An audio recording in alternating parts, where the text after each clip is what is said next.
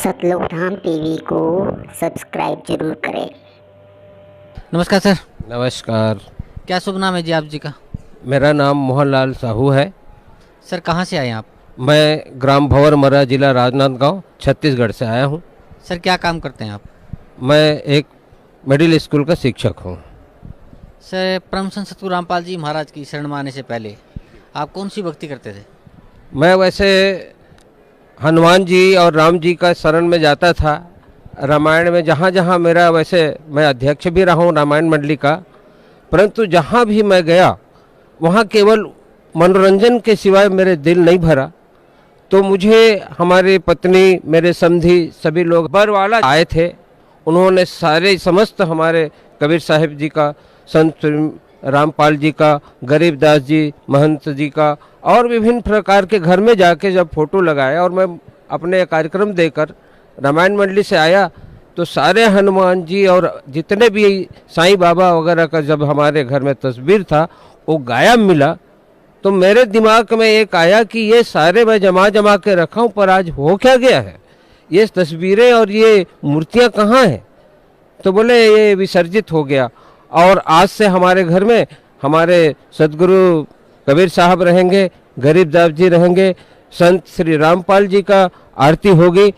मैंने कहा कि मैं भी जब तक परीक्षा ना लूं तब तक मैं नहीं मानता कि उतने दूर से आप गए हो और सचमुच में ये हमारे राम और हनुमान से बढ़कर है।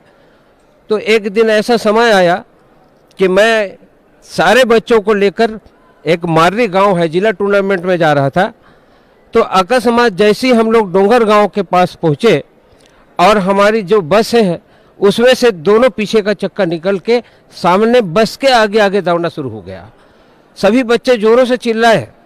हम लोग भी उसमें 3 मैडम और 4 गुरुजी बैठे थे। जोर से हम लोग भी कहे कि हे सदगुरुदेव, ये हो क्या रहा है? तो मेरे मुंह से यही निकला, भगवान मेरी नैया को पार लगाना, अभी तक निभा है आगे भी निभाना। मैं छोटे छोटे बच्चों को उनके पालकों से लेकर आया हूँ गुरुदेव, और ये यदि वास्तव में आप में ये शक्ति है और मेरे हनुमान और राम जी के तस्वीर के जगह आप लगे होंगे तो आज आपकी परीक्षा है गुरुदेव। मेरे सारे बच्चे सकुशल मार्री पहुँच जाएं और मैं भी सकुशल पहुँच जाऊँ। थोड़ी देर के बाद हमारे बच्चे जो मुसीबत में थे, आप ऐसा कृपा कहिए कि एक नई बस उधर से गुजर रही थी हॉस्पिटल की। उनसे हमने कहा कि हमारे बच्चों को कहीं चोट वोट लगा है, थोड़ा सा आप देख लीजिए। वहाँ से डॉक्टर और नर्स वगैरह जो है उन्होंने कहा कि किसी को चोट वोट लगा है, सभी घबराए हुए बच्चे हैं, ये सकुशल वापस आप ले जाइए और ये बच्चे हमारे इसमें नहीं बैठेंगे। तो उन्होंने ऐसा कृपया किया कि हमारे मार्री भी पहुँचाए और हमारे बच्चों को हर संकट से बचाते हुए हम लोग सकुशल मार्री जिला टूर्नामेंट में भाग लिए। दूसरी घटना मेरी जीवन का एक मेरे ऊपर है। मैं स्कॉट रायपुर हार्ट पेशेंट हूँ। मैं वहाँ रायपुर चेकअप के लिए हर 6 महीने में जाता था। डॉक्टर ने चेक करने के बाद कहा कि आपका 2 नस जो है जाम है और बिना ऑपरेशन का आपका कोई चारा नहीं है कि आप बच जाओगे। मेरे पास मात्र 10,000 रुपये लेकर गया था। मैंने सदगुरु जी से निवेदन किया और आज कसम खा रहा हूँ गुरुदेव, यदि आप में यदि दम है तो मुझे बचा लो, और मैं जैसे ही मेरे ये चुनाव निपटेंगे और मैं आपका नामदान लूँगा। और 13 तारीख को उन्होंने मेरा, जैसे मैं रायपुर से आया, मेरे पास 10,000 के सिवाय कोई पैसे भी नहीं थे। मैंने वैसी एक खड़ी जोत मेरी मिसेस ने बताई, जलाया और वही जो उनके दिए हुए दोहा चौपाई जितने भी हैं, मैंने आंख बंद कर प्रार्थना किया गुरुदेव से। और धीरे धीरे 1 हफ्ते के बाद जो मेरे सीने में दर्द था, पता नहीं धीरे धीरे ऐसे कैसे गायब हुआ। और आज भी आपके इस मंच में खड़ा हूँ, परंतु कहीं भी नामो निशान दर्द का नहीं है। और उन्होंने, मैं कसम खाया था कि जैसे ही मेरे ये आपका परीक्षा में आप पास हो गए तो मैं बरवाला जाऊंगा और नामदान लूँगा। और 13 तारीख को मैं फार्म भरा और नामदान पूरा लेकर मैं अपने परिवार सहित आज भी वादा कर रहा हूँ। तीसरी मेरे ऊपर एक बीता है कि मैं यहाँ आने के लिए एक आवेदन दिया था अपने डीओ को कि मैं बरवाला जाना चाहता हूँ, बरवाला, और संभवतः मुझे ज़्यादा नहीं, केवल 1 सप्ताह की छुट्टी आप दे दीजिए। उन्होंने कहा कि अभी विधानसभा चल रहा है और विधानसभा के कारण किसी को छुट्टी नहीं मिलेगा, आप हेडमास्टर सहायक किसी को नहीं मिलेगा। फिर भी मैंने आके प्रार्थना किया, क्या गुरुदेव, मैंने जो वादा किया है वो आज मेरे ऊपर समय आया और मुझे 1-2-4 दिन के लिए तो छुट्टी दिला दीजिए। फिर वही विधान किया और फिर मैंने कहा शरण में, मैं सभी गुरुदेव आपका आज्ञा हो तो मैं आपका वर वाला जाऊंगा। और डीओ ऑफिस से मुझे तुरंत फोन आया कि गुरुदेव आप टूर में जा सकते हो, आपकी छुट्टी पास हो गई। ये वर वाला जो कहाँ पर है ये हमको नहीं मालूम था। यहाँ का जाने का प्लान बना तो हमारे यहाँ का मेरा खुद का समधी महाराज और मेरी बहू और साथ ही साथ मेरी मिसेस भी यहाँ आ चुकी थी। उनसे मैंने पूछा कि ये कहाँ कहाँ से हमको गुजरना है, तो उन्होंने बताया कि आप राजनांदगांव का सीधा निजामुद्दीन जो है वहाँ तक का आप रिजर्वेशन करा लीजिए और वहाँ से आपको फिर जींद जाने के लिए अलग से एक गाड़ी व्यवस्था और होगी। तो जींद में पहली बार नाम सुना, मेरे को थोड़ा हड़बड़ी हो गई कि ये जींद कहाँ पर है, ये गांव का नाम है कि शहर का नाम है। पर दिल्ली में जैसे ही हम लोग आए तो पता लगाया कि भाई ये जींद कहाँ पर है। तो उन्होंने बोले कि यहाँ से करीब करीब आपको 40-42 किलोमीटर का ऐसा दूरी ऐसा लगभग है, पर आप वहाँ पर जाएंगे तो ताजुब लगा कि हम लोग जींद भी आ गए। तो बरवाला हमको जाना है, ऐसा बहुत सारे लोगों से मैंने पूछा। उन्होंने कहा बरवाला सिर्फ जी वो एक वहाँ से कबीर संत लोक धाम की गाड़ी आती है, आप उनका इंतजार कीजिए। तो 2-3 गाड़ियाँ आई, पर किसी कारणवश 13 तारीख 12 तारीख को इतनी भीड़ थी और पानी भी गिरना शुरू हो गया। फिर हम लोग गुरुदेव से प्रार्थना किए कि हम ठंड में कांप रहे हैं, कोई ना कोई व्यवस्था आप करिए, किसी भी हालत में हम आरती में शामिल हो जाए, ये हमारा प्रयास था। तो एक जाने पहचाने किसी का जबरदस्ती हमसे पूछा, क्यों वरवाला जाओगे, हमारी जीप जा रही है। तो हमसे पूछा, भैया आप कुछ पैसे वैसे कितना लोगे बताओ। तो हम लोग बोले कि 10-15 आदमी बैठ जाएंगे, आपको ज़्यादा है तो 50-60 रुपया पर हेड दे देंगे।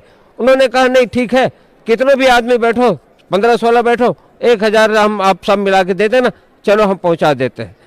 बड़ी कृपा हुई कि पानी से बचते बचते भीगते भीगते हम लोग सकुशल आप वर वाला यहाँ पहुँचे। सर जैसे आप बता रहे हैं कि आप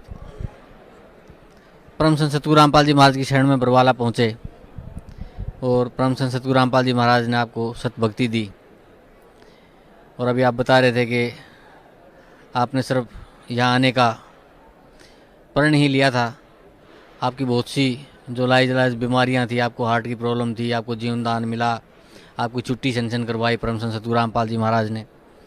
तो ये सब लाभ तो आपको नाम लेने से पहले ही परम संत सतगुरु रामपाल जी महाराज की दया से मिले। तो सर जो सत भक्ति परम संत सतगुरु रामपाल जी महाराज ने आपको दी है, उस भक्ति का आपको अन्य क्या लाभ मिला? इस भक्ति से मुझे आदमी को एक 3 की आवश्यकता है। एक तो आदमी को शक्ति, दूसरा चाहिए भक्ति और तीसरा चाहिए मुक्ति।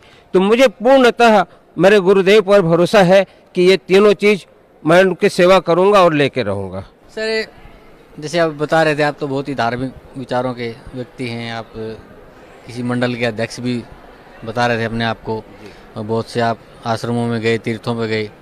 तो सर यहाँ की जो व्यवस्था है सतलोक आश्रम बरवाला जिला हिसार हरियाणा की, उसके बारे में हमारे दर्शकों को बताइए।